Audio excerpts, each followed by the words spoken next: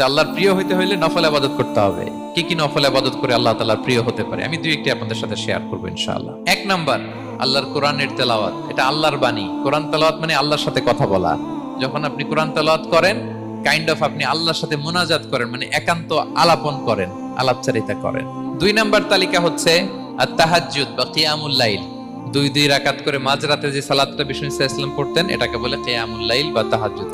তিন নাম্বার মাধ্যম হচ্ছে বেশি বেশি আল্লাহ তাআলার কাছে চাওয়া, মানে আদ-দুআ, দোয়া করা।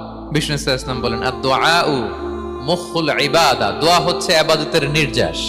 এবং আল্লাহর কাছে চাইলে আল্লাহ খুশি হয়, না চাইলে আল্লাহ বেজার হয়। বিনয়ের সাথে চাইতে হবে, চোখের পানি ছেড়ে চাইতে হবে, চাওয়ার মতো চাইতে হবে। চাওয়ার মতো চাইলে আল্লাহ দেয়। আল্লাহ তাআলা আমাদের সবাইকে তার প্রিয় ভাজন বান্দাদের তালিকায় অন্তর্ভুক্ত করে নেক। আমরা সবাই পড়ি আমিন।